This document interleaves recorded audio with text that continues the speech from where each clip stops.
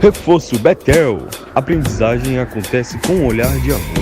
Ebert Importados, a loja mais amada de Camocim, oferecem Jornal Mundial. Olá, boa noite. Boa noite. Os incêndios na Amazônia Legal dobram e batem recorde em 2 décadas. O Conselho Nacional Eleitoral da Venezuela diz que o relatório da ONU traz mentiras sobre a transparência das eleições. Alerta mundial. A OMS declara a varíola dos macacos como uma nova emergência de saúde pública internacional. Na Grécia, bombeiros seguem mobilizados após o fogo de incêndio florestal diminuir perto de Atenas. Na Índia, protestos se intensificam após o estupro e assassinato de uma médica. No bloco de política do JM, a biografia dos candidatos à Prefeitura de Fortaleza, no Ceará. E no evento Itacoatiara Big Wave, em Niterói, o surfista Pedro Scooby brilha e alcança uma nota de 9,0. O Jornal Mundial começa agora.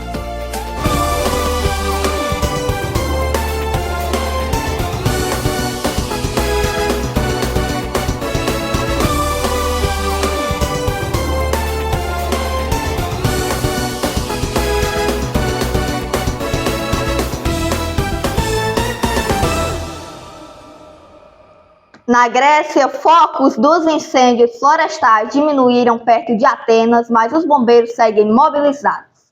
Milhares de pessoas foram deslocadas e uma mulher morreu. Um verdadeiro campo de batalha. As imagens mostram como ficou o município de Varnavas, a nordeste de Atenas, após o incêndio florestal que devorou 10.000 hectares nos últimos dias. Nesta quarta-feira, as chamas permaneciam ativas apenas em alguns focos dispersos, que os bombeiros procuraram neutralizar. O incêndio florestal que começou no domingo nesta região da Grécia devastou os arredores da capital, provocando a morte de uma mulher, danos importantes e o deslocamento de milhares de pessoas. A Defesa Civil do país europeu estima que 100 de casas sofreram danos significativos. De acordo com as investigações iniciais, a origem do fogo pode estar em um poste elétrico com defeito. O incêndio provocou forte indignação no país, atingido quase todos os verões por incêndios destrutivos, entre alegações de que as autoridades continuam despreparadas. Segundo o site meteo.gr, 37% das florestas da área de Ática foram queimadas nos últimos 8 anos. Esta região administrativa engloba a cidade de Atenas, capital da Grécia. Este ano, o país está particularmente vulnerável aos incêndios florestais, depois de um inverno muito seco. A situação é agravada ainda por junho e julho terem sido os meses mais quentes desde 1960. A Organização Mundial da Saúde declarou nesta quarta-feira a varíola dos macacos, Mpox, como emergência internacional de saúde pública. O diretor-geral da Organização Mundial de Saúde, Tedros Adhanom Ghebreyesus, anunciou nesta quarta-feira que a varíola do macaco, também chamada de Mpox, foi declarada uma emergência internacional de saúde pública. Este é o maior nível de alerta da Agência Sanitária da ONU, que é a única que pode decretar uma emergência desse tipo com a assessoria de especialistas.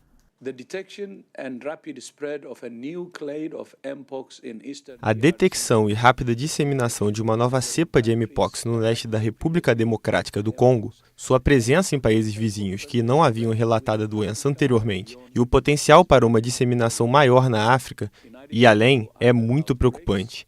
Está claro que uma resposta internacional coordenada é essencial para interromper esses surtos e salvar vidas.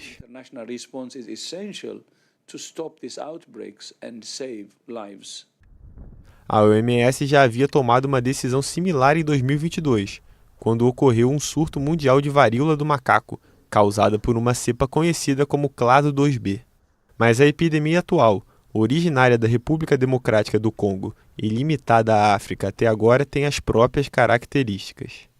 O vírus mais contagioso é causado pelo clado 1 e uma variante ainda mais perigosa do clado 1B.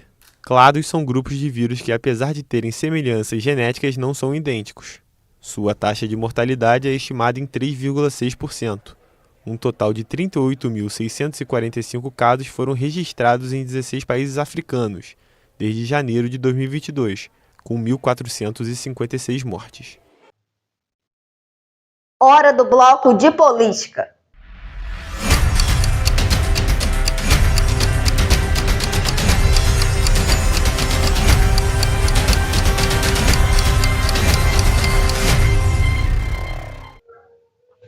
No bloco de hoje, Caio Teles traz a biografia dos candidatos à Prefeitura de Fortaleza. Caio, boa noite. Olá, boa noite, Gabriel, Maria Alice e a todos que nos acompanham. Hoje começa o nosso bloco de eleições e hoje vamos falar de Fortaleza, com o término do prazo de realização de convenção partidária no último dia 5 de agosto. Já estão definidas todas as chapas que vão disputar a Prefeitura de Fortaleza nas eleições de 2024. Ao todo são 9 candidatos, 9 siglas que lançaram nomes. São eles por ordem alfabética: deputado federal André Fernandes, ex-deputado federal Capitão Wagner, do União Brasil, o advogado Chico Malta, do PCB, o senador Eduardo Girão, do Novo, o presidente da Assembleia Legislativa do Ceará, deputado Evandro Leitão, do PT, o ex-deputado estadual Jorge Lima, Solidariedade, o atual prefeito José Sarto Nogueira, do PDT, candidato à reeleição, o produtor cultural Técio Nunes, do PSOL, e o sindicalista Zé Batista, do PSTU. Vamos ver em uma reportagem um pouco de cada um dos candidatos. O Partido Liberal, PL, definiu André Fernandes como candidato à Prefeitura de Fortaleza. É a primeira vez que André Fernandes concorre à Prefeitura. Antes ele foi eleito deputado estadual, cargo que ficou entre 2019 e 2022. André também foi deputado federal entre 2023 e 2024, quando pediu licença do cargo para concorrer no Executivo Municipal de Fortaleza. Nascido em Iguatu, no interior do Ceará, André é graduado em Ciências Políticas com pós-graduação em Gestão Pública. Como vice, André Fernandes terá Alcivânia Pinheiro, também do PL, que já foi secretária executiva da Juventude e Esporte de Caucaia, secretária de Ação Social de Grangeiro e coordenadora do PROCON Assembleia. A Silvânia é advogada, professora universitária, mestre em Direito Constitucional e pós-graduada em Psicoanálise. O partido União Brasil definiu Capitão Wagner como candidato à Prefeitura de Fortaleza. Wagner Souza Gomes é natural de São Paulo, professor há mais de 14 anos. Foi eleito vereador de Fortaleza em 2012 como mais votado, deputado estadual e deputado federal em 2018 mais votado. Wagner é também capitão da Polícia Militar. O candidato tem bacharelado em Segurança Pública e foi presidente da Associação dos Profissionais de Segurança Pública do Estado do Ceará. Em 2020 foi candidato a prefeito. Em 2022 a governador. Também em 2016 ele foi candidato a prefeito de Fortaleza. Como candidata a vice, esse ano o capitão Wagner terá Edilene Pessoa, também do União Brasil, nutricionista e conselheira tutelar de Fortaleza. O PCB, Partido Comunista Brasileiro, definiu Chico Malta como candidato à Prefeitura de Fortaleza. Chico Malta é advogado e militante comunista, membro do Comitê Central do PCB, foi diretor do Sindicato de Bancários do Ceará em 1988 e 2000 e participou da fundação da Casa de Amizade Brasil-Cuba do Ceará em 1991, da qual é vice-presidente atualmente. E também conselheiro da Associação de Advogados Trabalhistas do Ceará. Como candidato a vice-prefeito, Chico Malta anunciou o dirigente sindical da Construção Civil, Roberto Santos, também do PCB. O Partido Novo definiu o atual senador Eduardo Girão como candidato à Prefeitura de Fortaleza. Eduardo é senador federal, formado em administração de empresas e com MBA em gestão empresarial pela Fundação Getúlio Vargas. Já atuou como empresário no ramo de hotelaria, segurança privada e audiovisual. Eduardo Girão iniciou sua carreira política em 2018, quando foi eleito senador pelo Ceará, pelo Partido Republicano em Ordem Social, PROS. Como vice, ele tem Silvana Bezerra de Menezes, também do Novo, dentista e ativista. Ela é viúva do ex-governador Adalto Bezerra. O PT, Partido dos Trabalhadores, definiu Evandro Leitão como candidato à Prefeitura de Fortaleza. Evandro foi eleito deputado estadual em 2022 e eleito presidente da Assembleia Legislativa para o bilênio 2023-2024. Evandro é servidor público, auditor adjunto da Secretaria de Fazenda do Estado do Ceará, é bacharel em Ciências e Economias pela Universidade de Fortaleza e em Direito pela Faculdade Integrada do Ceará. Possui pós-graduação em Gestão Pública pela Secretaria de Administração do Ceará e em Marketing pela Bolsa de Valores Regional. Como vice, Evandro terá Gabriela Aguiar, do PSD, atual deputada estadual e também médica geriátrica. O partido Solidariedade definiu Jorge Lima como candidato à Prefeitura de Fortaleza. Esta é a segunda, foi o último dia definido pelo Tribunal Superior Eleitoral para lançar a candidatura. Jorge é empresário com atuação em setores de imóveis, automóveis e alimentos. Em 2018 ele foi eleito para o cargo de deputado estadual. Nos 2 anos seguintes, assessorou o ex-secretário Elcio Batista na Casa Civil. Em 2021 ele assumiu como deputado estadual na Assembleia Legislativa do Ceará. Como vice, Jorge Lima terá Raquel Girão, também no Solidariedade, que é advogada e filantropa. É a primeira vez que ela concorre a um cargo público. O PDT, Partido Democrático Trabalhista, definiu José Sarto Nogueira como candidato à Prefeitura de Fortaleza. Sarto é o atual prefeito de Fortaleza e disputa a reeleição. Antes, ele foi eleito deputado estadual por 7 vezes, desde 1994, e em 1988 havia sido eleito vereador de Fortaleza pela primeira vez. Sarto é médico formado pela Universidade Federal do Ceará e era presidente da Assembleia Legislativa antes de ser eleito prefeito de Fortaleza nas eleições de 2020. Como vice, Sarto terá Elcio Batista, que é atual presidente do Estado do Partido Social Democrata Brasileiro, PSDB. Elcio é também o atual vice-prefeito de Fortaleza. Ele é cientista social e mestre sociólogo da Universidade Federal do Ceará. Elcio também foi chefe de gabinete do ex-governador Camilo Santana e secretário municipal da Juventude na gestão do ex-prefeito Roberto Cláudio. PSOL, Partido do Socialismo e Liberdade, Técio Nunes como candidatura à Prefeitura de Fortaleza. O produtor cultural Técio é atualmente presidente da Federação PSOL Rede Sustentabilidade no Ceará, também é integrante da Executiva Nacional do Partido e presidente do PSOL Fortaleza. Ele também já atuou como assessor parlamentar e assessor político sindical. Como vice, Técio é ambientalista Cid Carvalho, que é atual porta-voz da Rede Sustentabilidade no Ceará. Além de ativista política, Cindy é integrante do Conselho Municipal de Juventude de Fortaleza e do Conselho Estadual de Juventude do Ceará. O PSTU, Partido Socialista dos Trabalhadores Unificado, definiu José Batista Neto como candidato à Prefeitura de Fortaleza. Mais conhecido como Zé Batista, o candidato a dirigente do PSTU, operário a construção civil e sindicalista, natural de Iguatu, no interior do Ceará, está na sua 3ª disputa eleitoral, também já concorrendo ao cargo de vereador de Fortaleza e governador do Ceará. Como vice, Zé Batista terá Maria de Lourdes Gonçalves da Costa, nascido em Fortaleza. Ela trabalhou com o Sindicato dos Trabalhadores de Informática, onde iniciou sua participação nos movimentos de defesa dos trabalhadores. Em 2001, ingressou ao Serviço Público Municipal de 2004 a 2012. Foi diretor do Sindicato dos Servidores Públicos de Fortaleza. Isso mesmo. E olha, com as candidaturas também sempre são definidos os apoios partidários. E na tentativa de reeleição, o atual prefeito José Sarto terá ao seu lado 9 agremiações aliadas e coligadas. Estão nessa lista a Federação PSDB Cidadania, o Partido Democrático Trabalhista, o PDT, o Podemos, POD, o AGIR, Partido da Mulher Brasileira, PMB, o Partido Renovação Democrata, PRD 25, Mobiliza, o Avante e o Democracia Cristã, DC. Evandro terá 5 partidos de federação: o Partido Social Democrata, PSD, o Partido Socialista Brasileiro, PSB, o Movimento Democrático Brasileiro, o MDB, o Federação de Esperança, PT, PCdoB e PV, e o Progressistas, o PP. Técio contará com a Federação PSOL, Rede e Unidade Popular, que retirou sua candidatura para o Palácio do Bispo a fim de apoiar a candidatura do socialista. Chico Malta, Jorge Lima, Zé Batista, André Fernandes e Capitão Wagner, também Eduardo Jurão, optaram por lançar chapas puras que não se coligaram em nenhuma outra legenda. É isso, por hoje é só e amanhã você irá conhecer os candidatos à Prefeitura de São Paulo. E vale lembrar que a partir de amanhã também começam as campanhas políticas. Boa noite, volto com vocês.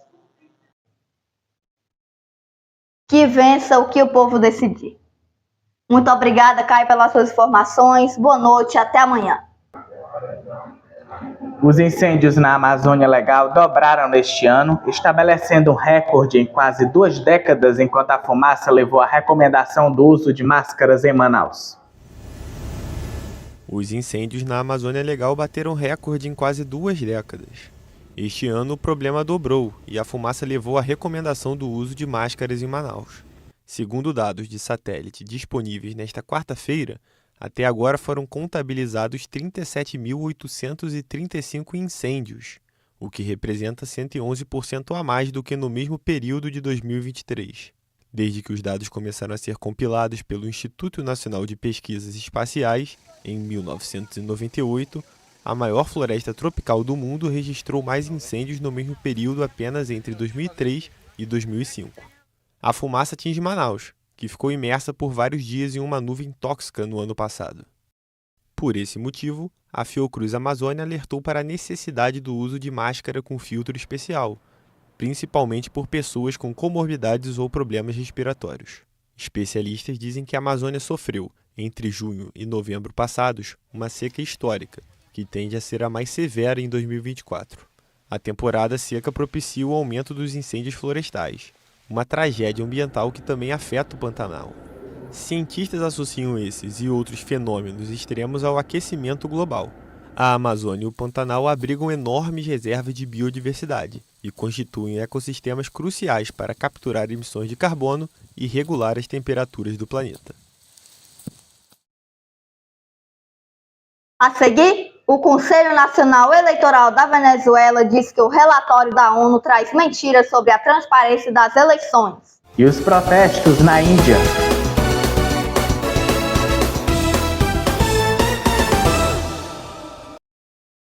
Jornal Mundial é patrocinado por Reforço Betel. A aprendizagem acontece com um olhar de amor. Ebert Importados, a loja mais amada de Camocim.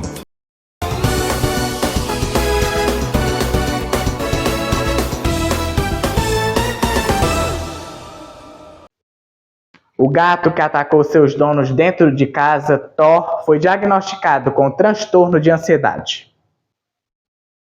Rodrigo Jesus traz as informações para a gente ao vivo. Boa noite, Rodrigo. Que situação foi essa, hein? Boa noite a todos. É uma história bem inusitada, né? O gato Thor, que atacou a tutora e fez a família se esconder dentro da própria casa, ele foi diagnosticado com um transtorno de ansiedade. A veterinária Alessandra Gonçalves, que é especialista em felinos, atendeu o animal e afirmou que deve passar por um tratamento médico e comportamental. Ela negou, a possibilidade de eutanásia no bichano, já indicadas por outros profissionais. Thor, ele tem 7 anos e vive em São Vicente com a tutora Luciana Nascimento e as 2 filhas. Elas contaram que o animal foi adotado com apenas 10 dias e apresenta comportamento agressivo desde o primeiro ano. A família também tem uma gata Nina de 4 anos. Segundo a veterinária, o comportamento agressivo de Thor pode estar associado e ligado ao estresse ou dor. Neste sentido, a profissional citou a suspeita diagnóstica de cistite intersticial felina, ou síndrome da Pandora, como também é conhecida. Trata-se de uma inflamação crônica da bexiga desencadeada por fatores de estresse. A Alessandra afirmou que gatos não são agressivos, eles estão agressivos. Neste caso, os gatilhos para o comportamento são dor, medo e ansiedade, na maioria das vezes, completou ela. De acordo com a médica veterinária, o tratamento de Thor deve durar entre 6 meses a 1 ano para que ele possa apresentar melhora comportamental. Para isso, ela destacou a importância de um check-up no animal para identificar a dor que ele sente. Os indicativos disso, segundo a Alessandra, já são demonstrados pelos próprios comportamentos do gato, como o bigode que fica arriado e os olhos semicerrados, explicou. A profissional citou a necessidade de medicamentos como analgésicos controlados para tratar o transtorno da ansiedade do animal. Além disso, ressaltou a importância de enriquecer o ambiente do gato. Luciana Nascimento contou ter acompanhado o atendimento da profissional ao animal. Ela contou que entrou no cômodo e que também fez carinho nele. A tutora ressaltou estar confiante e torcendo para que tudo fique bem enquanto antes, mas também ficou preocupada com o custo do tratamento. Agora será uma série de exames e medicações e tudo que ele precisa para ele ficar bem. Já o psiquiatra em felino, o especialista médico veterinário Guilherme Dornelas, explicou que para evitar situações do tipo, o tutor deve estimular o animal desde cedo, criando espaço para brincar, dormir e até se esconder, com o objetivo de ter a sensação de segurança e diminuir os níveis de estresse. Dornelas acrescentou que o comportamento dos felinos pode ser estimulado por meio de brincadeiras, priorizando o uso de objetos como varinhas, bolinha de papel e até laser para pessoas com menor mobilidade. O profissional ressaltou a importância dos arranhadores para estes pets, ao invés de brigar com o gato que fica afiando as unhas no sofá, proporcionar itens que protejam os móveis. Esse comportamento é um comportamento natural dos gatos que ajuda a aliviar o estresse. Por fim, ele afirmou que antes da eutanásia, o tutor deve procurar um veterinário especialista em felinos. Não que os outros sejam ruins, mas na verdade que na medicina veterinária existe profissionais qualificados para todos os tipos de casos. Eu volto com vocês. Uma loucura muito grande, hein, Rodrigo? Muito obrigado pelas suas informações. Boa noite e até amanhã. A rejeição das autoridades da Venezuela a um relatório de especialistas da ONU no qual denunciam falta de transparência nas eleições de 28 de julho concedidas ao presidente Nicolás Maduro continua nesta quarta-feira. O presidente Lula conversou por telefone com seu colega Gustavo Petro para tentar encontrar uma saída política para a crise que eclodiu após as contestadas eleições. O Conselho Nacional Eleitoral da Venezuela atacou a ONU dizendo que o relatório da organização está cheio de mentiras. O relatório do painel de especialistas eleitorais era inicialmente privativo ao secretário-geral da ONU, Antônio Guterres, mas a organização tornou pública na noite de terça-feira uma versão preliminar. O documento sustenta que o Conselho Nacional Eleitoral venezuelano não cumpriu com as medidas básicas de transparência e integridade que são essenciais para as eleições críveis.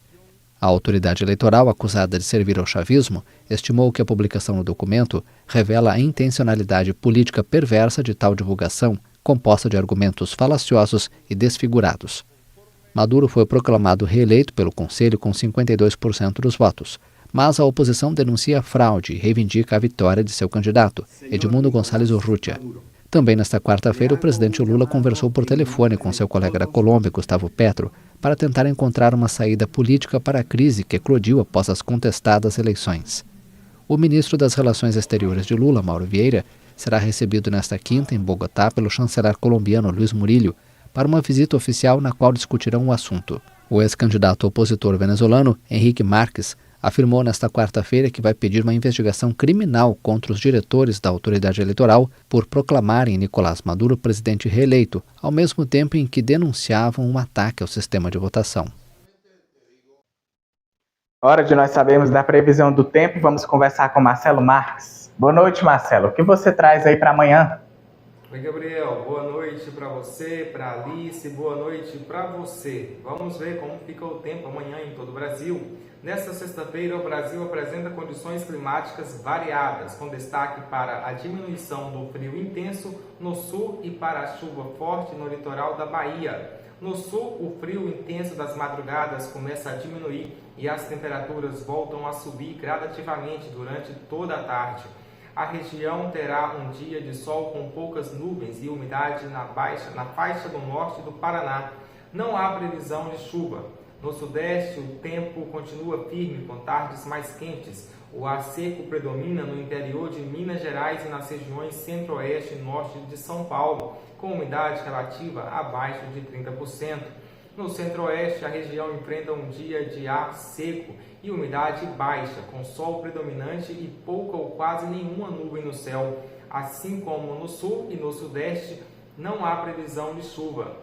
Na região nordeste do país, a umidade que vem do mar mantém o tempo mais instável no litoral da Bahia, com risco de chuva forte em Salvador.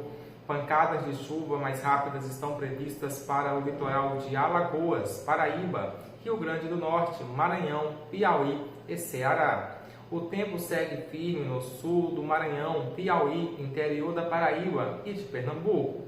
Na região norte do Brasil, a circulação de ventos na região mantém condições de tempo mais assustadoras no Acre, Rondônia e Amazonas, com sol e pancadas de chuva, podendo haver temporárias. O tempo será firme apenas no sul do Tocantins e de Rondônia.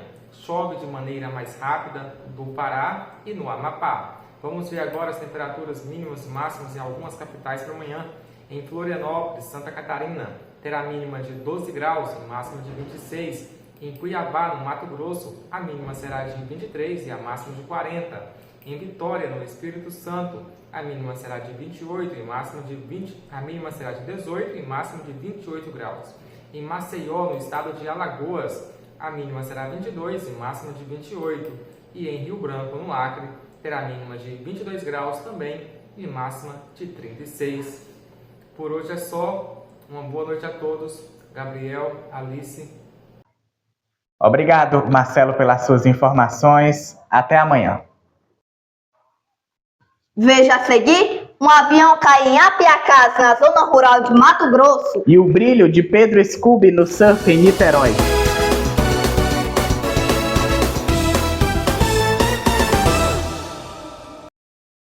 Jornal Mundial. Oferecimento Reforço Betel. A aprendizagem acontece com um olhar de amor. Ebert Importados, a loja mais amada de Camocim.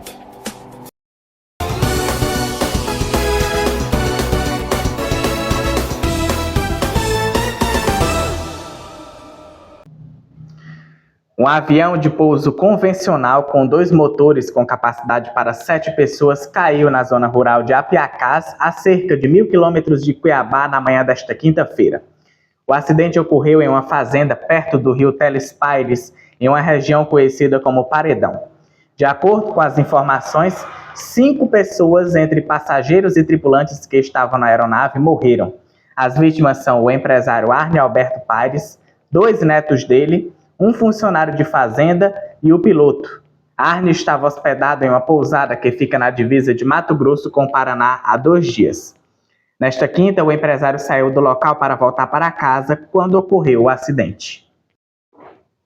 A Itacoatiara Big Wave ocorreu nesta quarta-feira na praia de Niterói e teve como destaque surfistas do Brasil e do exterior. Pedro Scooby deu um show pela manhã e marcou a impressionante nota de 9,0.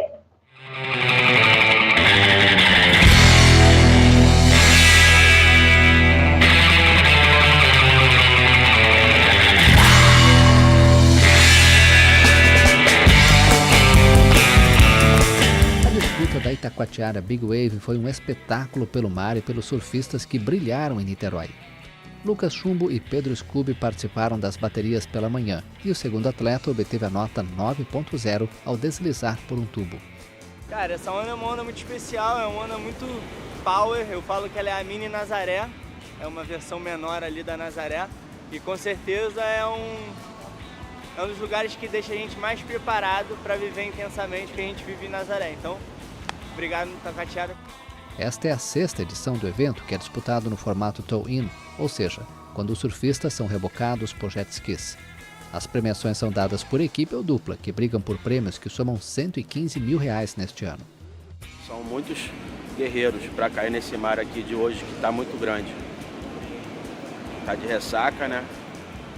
São corajosos. A chegada de uma ressaca na região oceânica de Niterói só aumentou a dificuldade do desafio. As disputas foram divididas nas categorias Melhor Equipe Masculina, Melhor Performance de Equipe Mista e Maior Onda de Bodyboard. Surfistas do Brasil e do exterior se aventuraram pelas ondas da Cidade Sorriso.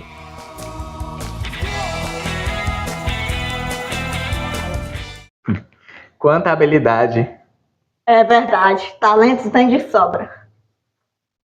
Bom, o Jornal Mundial de hoje termina por aqui. Para rever as nossas reportagens, volte o vídeo aqui no YouTube. Não esqueça de seguir a nossa página lá no Instagram. Boa noite! Amanhã, a partir de amanhã, nós iremos exibir a biografia dos candidatos, assim como hoje no Bloco de Política. Amanhã será os candidatos à Prefeitura de São Paulo. Então nós aguardamos vocês amanhã no nosso JM. E assim por diante, vamos mostrando os principais candidatos das principais capitais do Brasil. Boa noite, até amanhã.